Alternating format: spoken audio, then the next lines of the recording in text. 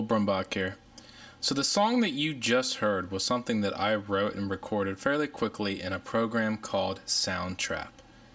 And what this is, it is an online DAW or DAW, otherwise known as a digital audio workstation, where you can create beats, you can create songs, and you can do all kinds of creative things with it. So what we're going to do in this video is we're going to do an introduction on how to get started. I'm super excited to show this to you, and I think it's going to be a lot of fun to use in your classrooms, or if you're a student, a lot of fun for you to experiment with. So let's get started.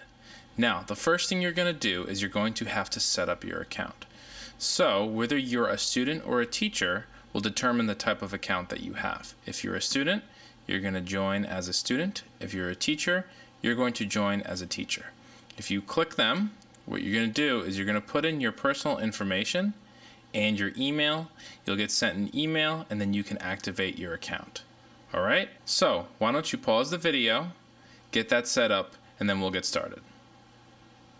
So once you have your account set up, it's going to take you to a page that looks like this.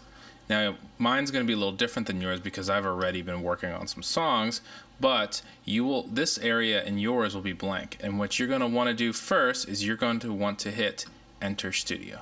So click on the Enter Studio button, okay? Okay, so now that we're in our session, let's get familiar with what all of this here means, okay? So let's take our mouse and let's look down here. All right, now here we have a play button, a fast forward, a rewind, we have a stop, and we have a record button, okay? These numbers tell you the seconds of the song. Here is our tempo, and we can adjust our tempo by clicking on it and hitting the plus or the minus, or you can even type it in. All right, this here turns the metronome on and off, which is really great for recording. Now, if we go up here, you'll see that this ruler has numbers. This is our measures. This here has the tracks. Okay, this is where our tracks are going to go, and we're going to get to that in a little bit. All right, and then up here is where we can do our settings. So let's start by adding a loop. Okay, so you're going to go here to the environment, and you're going to see this browse loops, patterns, beat makers, play the synth, invite a friend, import file, or add new track. So let's hit browse loops, okay?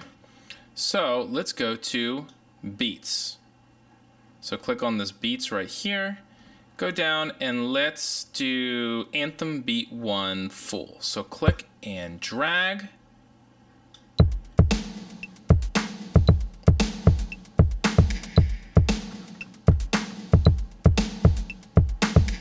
Now you notice that something pops up here, okay?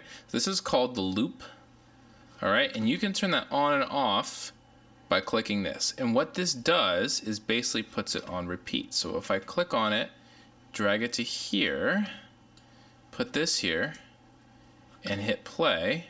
Now a handy tool is to hit spacebar to hit play. For some reason it's not working for me now, but let's hit play.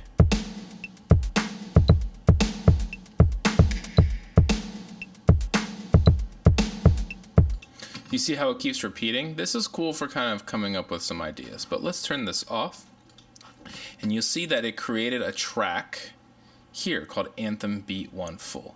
Now you'll see all these little dots in here. This is MIDI data, but we'll get into that later, okay? So let's learn how to play an instrument. So let's add a new track and go to drums and beats, okay? Now here it pops up this whole entire instrument window. So what we're going to do is we're going to click on instrument, and you're going to notice that the drum set pops up with these letters. Now if you don't have a MIDI keyboard, you can use your regular typing keyboard and just hit the letters that these say. So if I hit A,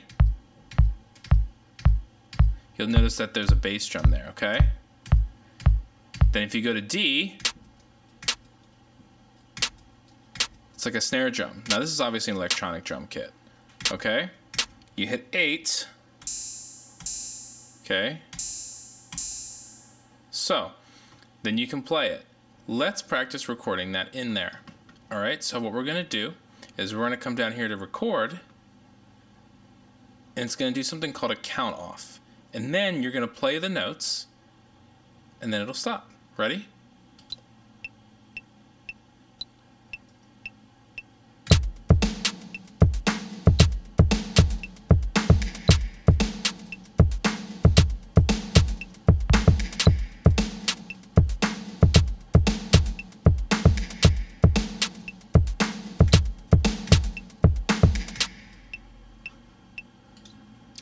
Now you have to hit stop after you hit record.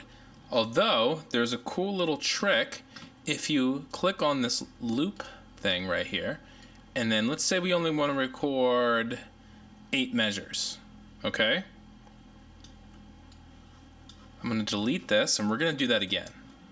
Alright, so let's try that again.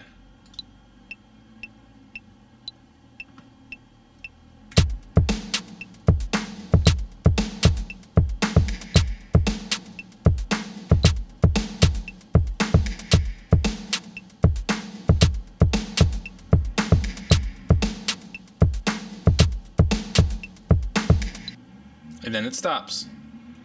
So why don't you guys kind of experiment with that on your own a while, and in the next lesson what we're going to do is we're going to really start exploring what all of this stuff does and some of the different instruments and how we can keep making beats, okay? Alright guys, thanks for tuning in, and I'll catch you next time.